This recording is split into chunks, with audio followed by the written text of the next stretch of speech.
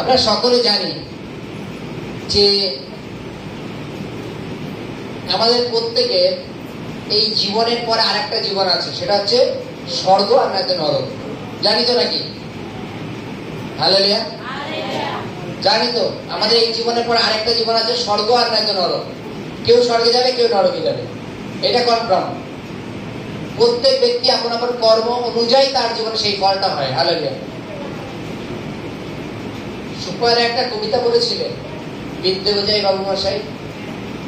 কতজন করেছো? হাত উঁচু করে। বিদ্যে বোঝাই বাবু মশাই চিকিৎসকের বটে, মাঝির গল্প বলতে পারি সূর্য কেন ওঠে। বলেছিলেন প্রত্যেকটা গানে লাস্টের লাইনে যে তোমার জীবনটা 4 আনা বিতা, 8 আনা বিতা, 12 আনা বিতা, 16 আনা বিতা। পড়েছ তো নাকি কবিতাটা? প্রথমে কত বিতা? 4 আনা বিতা, তারপর 8 আনা, তারপরে 12 আনা, তারপরে 16 আনা। 4 আনা বিতা কার জীবন ছিল জানো?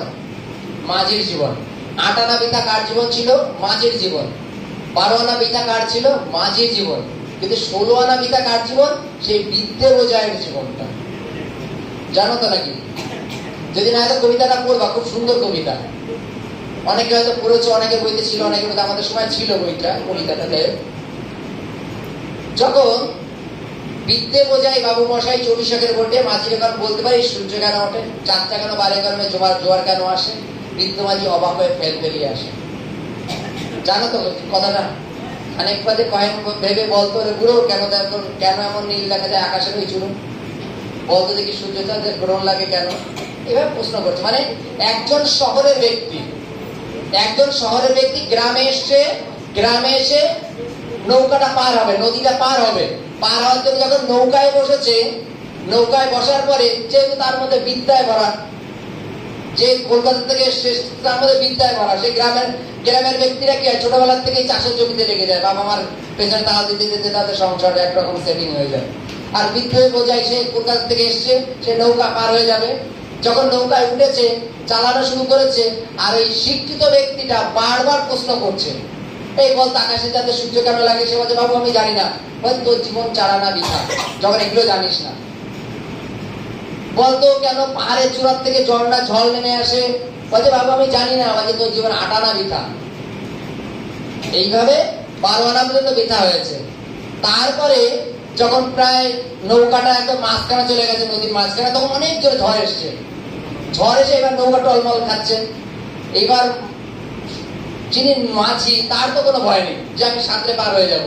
কিন্তু যে কলকাতা থেকে এসছে, তার বুক দপদপ করছে। সে মানে এতটা ভয় পেয়েছে যে ওটাকে ধরে আছে, নৌকাটা ধরে বসে আছে, বইটা ছেড়ে দিয়ে ধরে আছে। তখন বাবুকে বলছে বাবু আপনি সাঁতার জানেন? বলছে না। বলছে বাবু আপনার জীবনটা 16 আনাই বৃথা। মানে এখন যে মরে যাবেন, আপনার বিদ্যা এই পর্যন্তই শেষ। আপনি তো এখন মরে যাবেন জলে ডুবে, সাঁতার জানেন না। আপনি তো এতদিন যে পড়ালেখাগুলো করেছেন সবই পুরোটাই বৃথা। পড়েছে তো কবিতাটা? খুব সুন্দর কবিতা। মানে পড়তে পারলে খুব ভালো। মানে যে কোনো জিনিস খুব গল্প জিনিসটাকে আবার কবিতায় পরিপূর্ণ করতে খুব সুন্দর লাগে, ভালো লাগে। তদানুসারে আজকে আমাদের প্রত্যেকের জীবনে খ্রিস্ট যদি না থাকে, তার জীবনটা বৃথা। যদি বলে কেন? আমি নিজেকে দিয়ে নিজেকে পরখ করেছি এটাকে। হালেলুয়া। আমার জীবনে প্রথমে 4 আনা, 8 আনা, 12 আনা এইরকম বিতা থাকতে থাকতে 16 আনায় যখন এসেছি, আমার জীবনটা পরিপূর্ণ এই কারণে কেন আমি খ্রিস্টকে জেনেছি। হালেলুয়া। তিনি আমাকে উপযুক্ত সময় হাত ধরেছেন, এর জন্য আমার জীবন 16 আনা সাকসেসফুল, বৃথা নয়। যদি আমরা সকালবেলা ঘুমের থেকে উঠলাম, ওঠার পরে মনে করো সাধারণভাবে জীবনযাপন করলাম, রোজকারের জীবনযাপন করলাম, করে নিয়ে কাজকর্মের থেকে এসে আবার খাওয়া দাওয়া করে ফ্যামিলি পরিবার নিয়ে ঘোরা ফিরে বেরিয়ে আবার রাত্রে খেয়ে দিয়ে ঘুমিয়ে পড়লাম। এবার সপ্তাহে 7 দিনের মতো হয়তো 2 দিন খুব ভালো গেল, 5টা দিন হয়তো টুকটাক লেগে গেল, অশান্তি। এবার হতে তাহলে আমরা কি করছি? নর্মাল জীবনযাপন করছি। আর সেই নর্মাল জীবনযাপন করতে হতে যদি আমরা মারা যাই, কনফার্মের সাথে আমরা নরকে চলে যাবো। কেননা আমাদের জীবনে খ্রিস্ট নেই। যতই আমরা জগৎ সংসারে ডেইলি আয় করি এবং আমরা পোস্ট অফিসে কিছু টাকা রাখি, LIC-তে কিছু রাখি, ব্যাংকে কিছু রাখি, যে ফিউচারে ভবিষ্যতে আমরা বুড়ো যখন হবো তখন আমরা টাকা তুলবো আর খাবো, তাহলেও তোমার জীবনটা পুরোটা বৃথা। কেননা কোন সময় ঈশ্বর তোমাকে কপ করে তুলে নেবেন তুমি নিজে জানো না। কখন আমরা কেউ মারা যাবো কিভাবে আমরা কেউ জানি না। আমাদের জীবনটা পুরোটাই বৃথা। যদি তুমি খ্রিস্টতে থাকো তাহলে তোমার জীবন 16 আনাই সাকসেসফুল। হালেলুয়া। 16 আনাই সাকসেসফুল। খ্রিস্টতে থাকতে গেলে কি করতে হয়? পাপ থেকে ফিরতে হয়, মনটাকে পরিবর্তন করতে হয়। যদি আমরা বলি যে আমরা খ্রিস্টতে আছি, আমাদের মধ্যে পাপ যদি থাকে তাহলে হবে না। পুরোপুরি ফ্রেশ হতে হবে, পবিত্র হতে হবে, ফ্রেশ হতে হবে, তাহলে খ্রিস্ট তোমার উপরে সুচোদিত করবেন। হালেলুয়া। কিছু কিছু জিনিস আমরা খুব কেউ সিরিয়াস নেই, কেউ সিরিয়াস নিই না। এটা আমাদের জীবনের সব থেকে বড় ভুল।